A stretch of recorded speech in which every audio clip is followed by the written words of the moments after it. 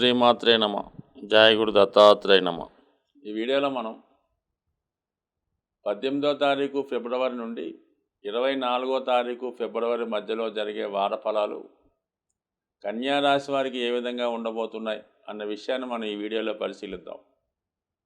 ముఖ్యంగా కన్యా రాశి వారికి మరి ఇప్పుడు ఒక అద్భుతమైనటువంటి యోగంతో ఈ వారం ప్రారంభం అవడం జరుగుతుంది. ముఖ్యంగా ధనాధిపతిగా ఉన్నటువంటి శుక్రుడు పంచమ స్థానంలో సంచరిస్తూ అష్టమాధిపతి కుజుడితో కలిసి ఉండడం జరుగుతుంది. ఒక విధంగా ఇది ఆర్థికపరమైనటువంటి విషయాల్లో అనుకోని లాభాన్ని, స్థిరాస్తులు, భూములు మొదలగు విషయాల్లో ఆదాయం రావడం, అలాగే జీవిత భాగస్వామి యొక్క ఆదాయం పెరగడం జరుగుతూ ఉంటుంది. ఫర్ ది సేమ్ టైం ధనం కూడా అనవసర ఖర్చులు, అక్కర్లేని వ్యక్తుల కొరకు ధనాన్ని ఖర్చు పెట్టడం కూడా జరుగుతూ ఉంటుంది. సో ఏదైనా జాతకుడికి ధనయోగం అన్నది ఇంపార్టెంట్ కాబట్టి ఈ వార ప్రారంభంలో ఆర్థిక పరంగా చాలా అనుకూలంగా ఉంటుంది. అలాగే వృత్తిలో మార్పు కొరకు చేసే ప్రయత్నాలు చాలా వరకు ఫలిస్తాయి.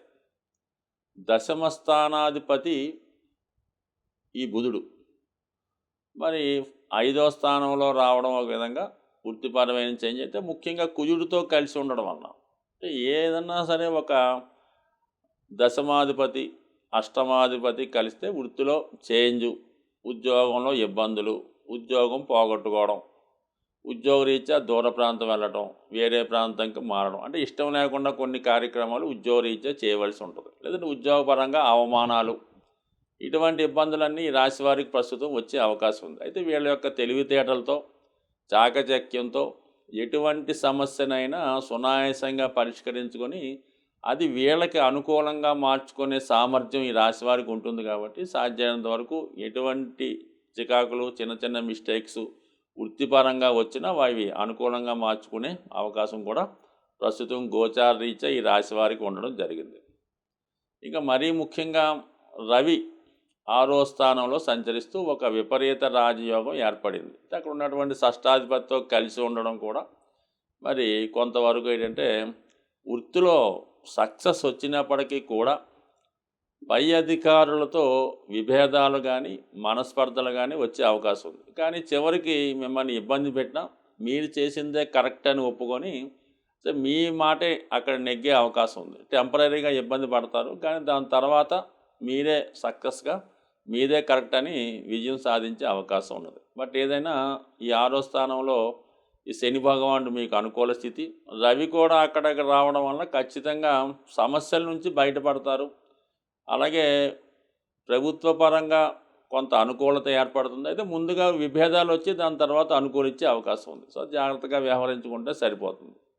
సో ఏదైనా మొత్తం మీద ఏంటంటే ఈ పంచమ స్థానంలో ఉన్నటువంటి గ్రహాల ప్రభావం వల్ల ఏంటంటే మీకు మీ యొక్క టాలెంట్కి తగిన గుర్తింపు రావడం జరుగుతుంది. ముఖ్యంగా ఎప్పుడు ఈ రాష్ట్రాధిపతి ధనాధిపతి కలిసి ఉండడం, లేదంటే రాష్ట్రాధిపతి భాగ్యాధిపతి కలిసి ఉండడం, ఈ రెండు కూడా ఈ శుక్ర బుధుల కలయిక మంచి స్థితి ఇస్తుంది. అయితే కుజుడు అక్కడ ఉండడం వల్ల ఏంటంటే కొద్దిగా శ్రమాంతర విజయం మాట, 2-3 సార్లు ప్రయత్నం చేసే తప్ప ఆ పని అవ్వడం జరగదు. కానీ ఇది కొద్ది క్రియేటివిటీగా, ఇది క్రీడారంగంలో ఉన్న వాళ్ళకి కానీ, రచనా రంగంలో ఉన్న వాళ్ళకి కానీ, ముఖ్యంగా సినిమా రంగంలో ఉన్న వాళ్ళకి కానీ ఒక మంచి అవకాశాలు, వాళ్ళ యొక్క టాలెంట్ని రుజువు చేసుకునే సమయం కూడా ఈ సమయంలో రావడం జరిగింది. మొత్తం మీద మరి ఎక్కువ గ్రహాలు శని యొక్క రాశుల్లో ఉండడం వల్ల మరి మిథున రాశి వారికి ఈ కన్యా రాశి వారికి బుధుడు అధిపతి, అటువంటి బుధుడికి మిత్రగ్రహం శని భగవానుడు కాబట్టి మొత్తం మీద 5 గ్రహాలు ఈ శని సంబంధించిన రాశిలో ఉండడం వల్ల,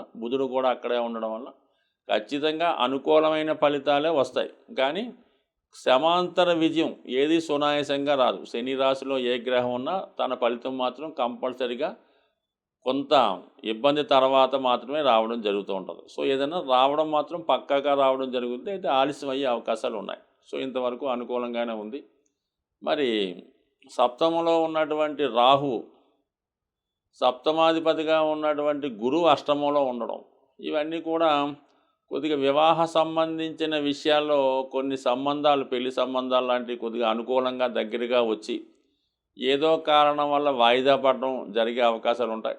అలాగే నిశ్చయమైనటువంటి వివాహాలు కూడా ఏదో రకంగా పోస్ట్ పోన్ అయ్యే అవకాశాలు కూడా ఉండే అవకాశం ఉంది. అయితే మరి రాశి యందు ఉన్నటువంటి కేతువు కూడా మీరు సరైన సమయంలో సరైన నిర్ణయాలు తీసుకోలేకపోవడం, ప్రతి విషయాన్ని కూడా 4, 5 రకాలుగా ఆలోచించి తర్జన భర్జన చేసి ప్రతిదానికి ఏదో ఒక వంక పెడుతూ వచ్చిన అవకాశాలను కూడా పాడు చేసుకోవడం అవకాశం ఉంది కాబట్టి ఏదైనా మంచి అవకాశాలు వచ్చినప్పుడు, ఏదైనా సమస్యలు వచ్చినప్పుడు ఒక అనుభవజ్ఞుని సలహా తీసుకొని పాటించడం మంచిది. సో ఏదైనా మొత్తం మీద ఈ గ్రహాలన్నీ కూడా కొంతవరకు ఒక గురువు తప్ప రాహుకేతుల మధ్య ఉండిపోవడం వల్ల ఈ కన్యా రాశి వారికి చాలా వరకు ఈ వారం శ్రమాంతర విజయాన్ని చెప్పడం జరుగుతుంది. అయితే గురువు యొక్క అనుగ్రహంతో, దైవ బలంతో ప్రతి సమస్య కూడా చివరికి పరిష్కారమై శుభం కార్డు పడే అవకాశం ఉంది. సాధారణంగా ఈ గోచార ఫలితాలు మనం చెప్తున్నప్పుడు చాలామందికి కొన్ని అనుకూలంగాను, కొన్ని ప్రతికూలంగాను ఉండే అవకాశాలు ఉంటాయి.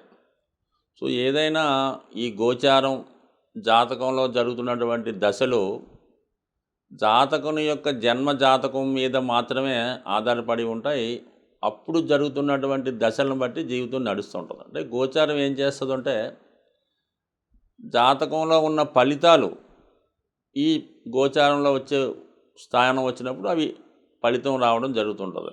సాధారణంగా ఈ సప్తమ స్థానంలో గురువు వస్తే వివాహం జరుగుతుందని చెప్తాం. అలాంటప్పుడు మరి 12 రాశుల్లో ఒక రాశి వారికి కంప్లీట్గా వివాహం జరగాలి కదా, అలా జరిగే అవకాశం ఉండదు. అంటే జాతక చక్రంలో వివాహం యోగ్యత ఉండి ఆ వివాహం జరిగే దశ నడుస్తున్నప్పుడు గోచారంలో మరి రవిగ్రహం ఏ సంవత్సరంలో వివాహం జరుగుద్ది అన్న విషయాన్ని నిర్ణయిస్తుంది. అలాగే రవిగ్రహం సూర్యభగవానుడు ఏ నెలలో వివాహం జరుగుతుంది అని చెప్తుంది. అలాగే చంద్రుడు ఏ రోజులో 2-3 రోజులు అటు ఇటుగా పలానా రోజులో జరిగే అవకాశం ఉందని చెప్తూ ఉంటుంది. ఆఖరికి లగ్నం కూడా పలానా లగ్నంలో రాత్రి పగల జరుగుద్దని కూలంకషంగా పర్ఫెక్ట్గా చెప్పడానికి ఈ గోచార ఫలితాలు దానికి అనుకూలిస్తాయి. అసలు జన్మజాతకంలోనే ఈ వివాహ యోగ్యత లేనప్పుడు, ఆ వివాహ యోగ్యత దశ రానప్పుడు గురువు వచ్చినా లాభం లేదు, చంద్రుడు వచ్చినా పనిచేయదు. కాబట్టి ఇంపార్టెంట్గా జాతకం ఇంపార్టెంటు. జాతక ఫలితాలు తెలుసుకొని జాతకంలో ఎప్పుడు జరుగుతుంది అన్న విషయాన్ని గోచారం అన్నది ఆ ఫలితం ఇవ్వడం జరుగుతూ ఉంటుంది. సో అలాగే మరి జాతకంలో చెడు ఉన్నంత మాత్రాన దాన్ని అనుభవించక్కర్లేదు. మంచి జరుగుతుంది అనుకున్నప్పుడు దానికోసం ఎదురు చూడడం కూడా అది జరిగే అవకాశం అయితే లేదు. ఖచ్చితంగా దానికి ఏదన్నా మనకి ఏలినాటి శని జరుగుతుంది, లేదంటే అష్టమ గురువు నడుస్తున్నాడు, అష్టమ శని నడుస్తుంది, ఖచ్చితంగా ఆ సంబంధించినటువంటి దైవాన్ని ప్రార్థించుకోవడం, దానికి సంబంధించినటువంటి దానాలు చేసుకోవడం, అటువంటి వాటికి దూరంగా ఉండడం. అలాగే మంచి జరిగినా కూడా అదేమీ వచ్చి మన మీద అయితే పడిపోదు. దానికి తగ్గ ప్రయత్నం చేసుకోవడం, దానికి అనుకూలంగా మనం తీర్చిదిద్దుకున్నప్పుడు ఖచ్చితంగా మనకు ఆ ఫలితం వస్తుంది. మనకి ఏదో పోలీస్ డిపార్ట్మెంట్లో జాబ్ వచ్చే అవకాశం ఉంది ఒక విద్యార్థికి. వాడు ఇంట్లో పడుకుంటే ఎట్టి పరిస్థితుల్లో కూడా రాదు. ఖచ్చితంగా వాడు దానికి తగ్గ ట్రైనింగ్ అవుతూ వాకింగు, రన్నింగు, ఫిజికల్ ఫిట్నెస్ చేసుకుంటూ దాని ఎగ్జామ్స్లో పాస్ అయ్యి ఆ పోస్ట్కి రెడీగా ఉంటే 100% వాడి పోస్ట్ వస్తుంది. పరిచయం ఏమీ చేయకుండా, ఏ ప్రయత్నం లేకుండా మాత్రం ఏ సర్వీసు రాదు, ఏ ఉద్యోగం కూడా రాదు. అందుకని ప్రయత్నం ఇంపార్టెంటు. కేవలం జాతకం దాన్ని సహకరిస్తుంది.